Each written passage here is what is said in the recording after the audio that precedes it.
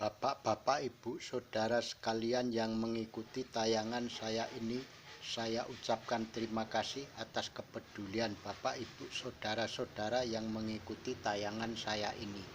Saya akan menayangkan Sabdo Palon, tiba-tiba muncul, bikin geger, bikin sayembara untuk mengangkat pusaka-pusakanya. Saat itu saya lagi dalam tidur, mimpi kedatangan yang Sabdo Palon, bilang kalau saya akan mengadakan sayembara. Sayembara menopo yang sayembara untuk mengangkat pusaka-pusaka saya. Siapapun yang bisa mengangkat pusaka saya akan saya angkat, akan saya junjung, dan juga itu orang yang menjadi momongan saya, menjadi pendamping saya, dan juga akan saya angkat derajatnya. Setelah itu yang Sabdo Palon meninggalkan kita. Waktu yang ditentukan, saya datanglah ke tempat di mana tempat sayembara tersebut. Saat sayembara dilaksanakan, banyak hadirin yang datang, juga disaksikan yang Prabu Sri Aji Joyoboyo, yang Gajah Mada, yang Harayam Wuruk, dan juga para leluhur-leluhur yang lain. Juga ada kesatria-kesatria dan juga semua yang hadir, tua muda, berkumpul di tempat itu untuk mengikuti jalannya sayembara tersebut. Yang Sri Aji Joyoboyo menjambut kedatangan para hadirin semua. Yang Sri Aji Joyoboyo mengatakan, ini sudah saatnya Semar atau Sabdo Palon muncul mengadakan sayembara. Sayembara di sini adalah tempat dulu perpisahan antara Sabdo Palon dan juga Prabu Brawijaya. Di sini Sabdo Palon akan mengadakan sayembara. Adapun sayembara akan diumumkan sendiri oleh Sabdo Palon. Setelah itu Sabdo Palon muncul di hadapan para hadirin semua. Beliau mengatakan, ingsun iki satemene danyange tanah Jawa. Ingsun sawetara wus linggar saka tanah Jawa, mapan ana ingsun Nyaruli dadi ratuning Kajiman ingsun Nyaruli. Ingsun wis entuk palilah pikulun Sang Hyang Wenang supaya bali tumeka ing tanah Jawa. Ingsun wis diparingi piranti lan ingsun bakal mbobot sepira bobote satriya ingkang bakal tak dereki, ingkang mengkone bisa dadi peneruse para leluhur-leluhur tanah Jawa. Uga ingsun bakal mbobot sepira bobote para satriya-satriya piningit mau. Mula ingsun bakal nganakake patembaya. Sapa ingkang bisa ngangkat pusaka ingsun engko bakal tak angkat, tak junjung, bakal sinengkakake derajate. Setelah itu Eyang Semar menancapkan beberapa pusaka di hadapan para hadirin semua. Semua dipersilakan untuk mengangkat satu persatu. Setelah berjalan beberapa lama, akhir cerita pusaka-pusaka tersebut bisa terangkat ke semuanya. Pertama yang diangkat adalah pusaka cakra. Cakra diangkat, diangkat ke atas, di atas ada gambar wujudnya yang Prabu Rama, juga Prabu Kresna, juga Wahyu Makutha Rama, Wahyu Mustaka Raja. Setelah itu diangkat pusaka berwujud keris. Keris diangkat,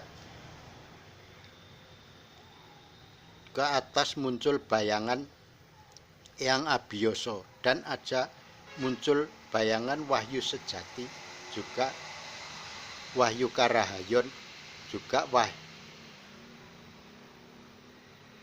Mustika Ningrat. Setelah itu diangkatlah pusaka berwujud gada. Gada diangkat, muncul bayangan gambar Bima, juga Hanuman. Setelah itu muncul gambar Wahyu Senopati. Setelah itu diangkatlah pusaka yang berwujud panah. Panah diangkat, muncul gambar wujudnya Arjuna dan muncul Wahyu Cakraningrat, Maningrat, Tejaningrat. Setelah selesai itu, terakhir adalah mengangkat pusaka yang berwujud pedang ataupun golok. Setelah dua-duanya terangkat, muncul wujud Nakula Sedewa dan juga muncul Wahyu Karahayon, juga Wahyu Katentreman dan Wahyu Puspitosari, juga Wahyu Manik Maningkem. Setelah selesai sayembara, Eyang Semar mengatakan, ingsun satemene nganakake sayembara iku pinangka ngetes bobote para satriya-satriya kabeh ingkang bakal muncul, sing diarani mengkone satriya piningit iku. Satemene ingkang pokok iku pusaka ingkang ingsun bobot iku amung siji, ananging perlu pendamping cacahe 4, mula tak gawe pusaka 4 iku mau, ananging ingkang temen ana bobote iku siji. Dadi sing 4 mau pinangka kanggo pendamping ingkang setunggal mau, yaiku satriya piningit ingkang bakal muncul mau. Dadi kalima-limane wis tak anggep padha karo tunggal rasa, tunggal kahanan. Mengko ne ingsun bakal angetokake suwiji meneh wujude gambar iku mau bakal ingsun buka ing papan kene. Setelah itu Sabdo Palon mengeluarkan gambar wujudnya bendera putih dan pohon kelapa yang udah ada buahnya. Semar mengatakan, saya adalah mengangkat menjunjung orang yang seperti dalam gambar tersebut. Ini adalah gambar pohon kelapa yang layarnya putih, itu berjiwa bersih, berjiwa suci dan tidak bermasalah. Terus pohon kelapa itu adalah disebut gelugu karena keluguannya dan kelurusannya, maka disebut gelugu. Jadi pemimpin yang saya ikutin itu orangnya harus lurus dan lugu juga jujur. Terus dia punya gelugu, punya buah yang bulat, itu menandakan punya semangat yang tinggi, juga bertekad bulat, dan bulat itu adalah bisa mempersatukan dari wetan, kulon, lor, kidul semua menyatu, itu bisa berbentuk bulat. Jadi pemimpin yang saya ikuti nantinya adalah orang yang bisa mempersatukan. Terus pohon kelapa ada daunnya itu panjang, jadi pemimpin yang saya ikuti harus bisa menjangkau ke seluruh penjuru.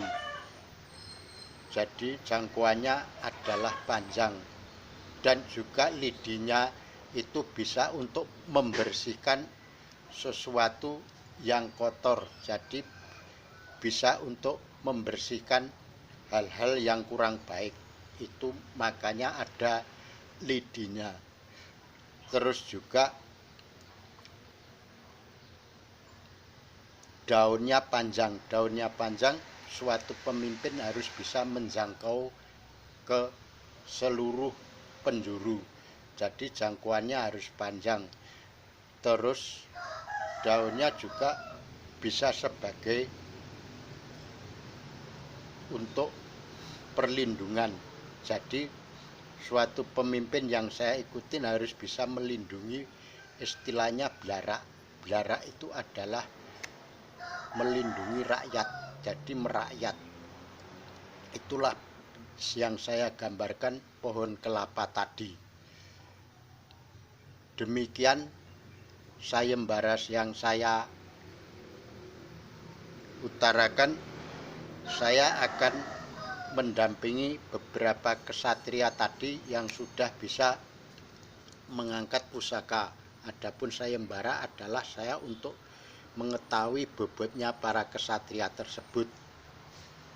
Demikianlah tayangan saya. Bila mana ada kesalahan saya minta maaf, dan terima kasih atas dukungan, komen, subscribe, dan juga nyalakan lonceng notifikasinya supaya selalu update video saya selanjutnya. Terima kasih. Semoga senantiasa Tuhan telah melindungi kita semua. Amin.